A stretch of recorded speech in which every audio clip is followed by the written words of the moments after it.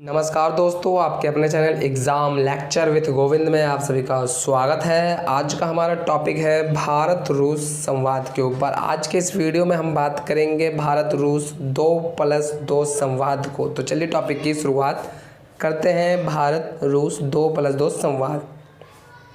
तो प्रधानमंत्री नरेंद्र मोदी और रूसी राष्ट्रपति व्लादिमीर पुतिन ने हाल ही में 2+2 मंत्रिस्तरीय संवाद स्थापित करने के लिए सहमति व्यक्त की है।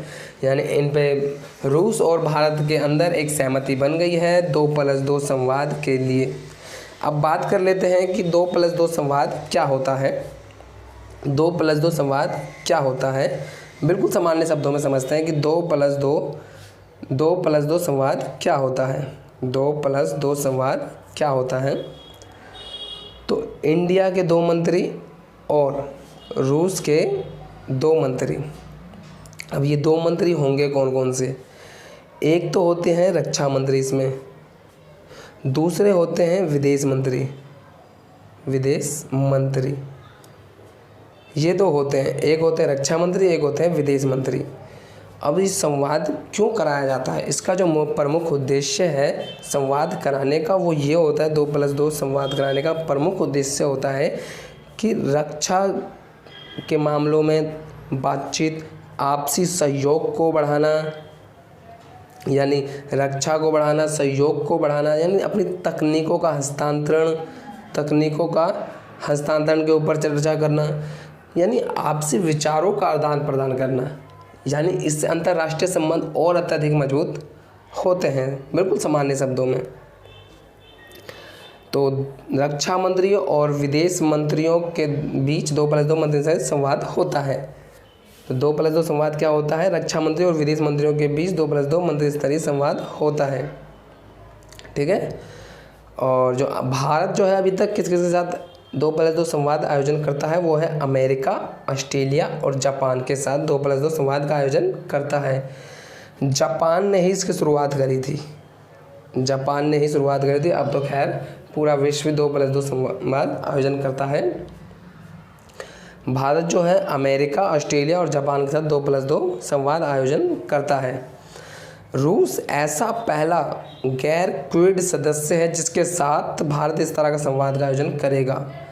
गैर क्विड सदस्य के बारे में आप जानते होंगे। इसके अंतर्गत 5 सदस्य देश हैं और क्या कहते हैं, इसमें चीन भी सम्मिलित है। अभी मैंने जिन का नाम लिया वो सारे क्विड में सम्मिलित हैं। जिन का मैंने नाम लिया अभी वो सारे के सारे क्विड में सम्मिलित हैं। अमेरिका, ऑस्ट्रेलिया, जापान और यहाँ पे चीन का भी नाम आएगा जो क्वाड सदस्य में सम्मिलित हैं। और जो है भारत जो है अमेरिका, ऑस्ट्रेलिया, जापान के साथ करता है और ये आयोजन करता है। और रूस जो है पहला गैर क्विड सदस्य है, देश है, जो कि 2+2 संवाद का आयोजन करेगा, भारत के साथ संवाद का आयोजन करेगा। 2021 में राष्ट्रपति व्लादिमीर पुतिन भारत रूस द्विपक्षीय शिखर सम्मेलन के लिए भारत का दौरा करेंगे। इस शिखर सम्मेलन को बारी बारी से भारत और रूस में आयोजित किया जाता है, यानी एक बार भारत में आयोजित किया जाएगा, एक बार रूस में आयोजित किया जाएगा। जैसा कि नाम से स्पष्ट है 2+2 वार्ता 2 देशों के 2 मंत्रियों भाग लेते हैं। इस हिसाब से किन्हीं 2 देशों के शीर्ष मंत्री उनके समक्ष के बीच होने वाली वार्ता को 2+2 वार्ता कहते हैं। जैसे मैंने अभी आपको बताया 2+2 वार्ता किसे कहते हैं। अब हम बात करेंगे भारत और रूस के संबंध के संबंध को हर कोई जानता है कि वर्तमान में रूस भारत का सबसे बड़ा रक्षा आपूर्ति करता है। साथ ही भारत की प्रमुख रक्षा प्रणाली जैसे S-400 रूस से खरीदा गया है। S-400 जो है वो रूस से ही खरीदा गया है। दोनों देशों जो हैं वो शंघाई सहयोग संगठन और ब्रिक्स के सदस्य हैं और जो है शंघाई सहयोग संगठन के भी सदस्य हैं। रूस संयुक्त राष्ट्र सुरक्षा परिषद में सदस्यता के लिए भारत का समर्थन करता है। रूस जो है वो एक UN में यानी सुरक्षा परिषद में जो है वो एक वीटो प्राप्त देश है और ये वीटो प्राप्त देश में से भारत का हर बार रूस जो है वीटो के लिए समर्थन करता है, स्थायी सदस्यता के लिए समर्थन करता है। दोनों देश जो हैं ने पहले 2025 तक $30 मिलियन के व्यापार का लक्ष्य निर्धारित किया है। इस संवाद से उन्हें इन्हें लक्ष्य को हासिल करने में मदद मिलेगी।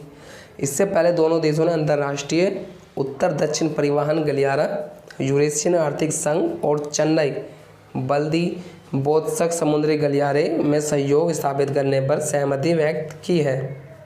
इसको सामान्य समझते हैं, रूस और भारत के संबंध को बिल्कुल सामान्य समझते हैं कि रूस और भारत का क्या संबंध है। तो अगर हम देखें 1990 से पहले जब ये संयुक्त राज्य अमेरिका और सोवियत संघ था, जब हमारा रूस, तब से ही भारत और रूस के काफ़ी अत्यधिक संबंध गहरे हुए हैं, घनिष्ठ संबंध है।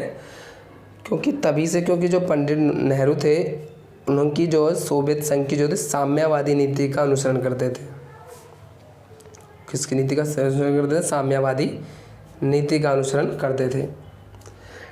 और फिर जैसे जैसे संयुक्त राष्ट्र सोवियत संघ का विघटन हुआ, रूस का जन्म हुआ, तो रूस के साथ भी संबंध अच्छे हैं भारत के।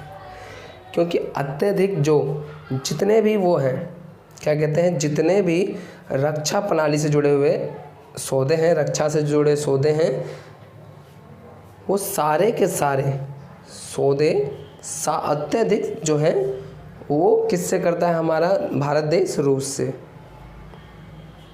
से करता है। अब जाके अमेरिका से थोड़ा बहुत उन्होंने करना चालू किया है, लेकिन पहले जितने भी अत्यधिक जो रक्षा से जुड़े सौदे हुआ करते थे वो रूस से किया करते थे भारत के लोग।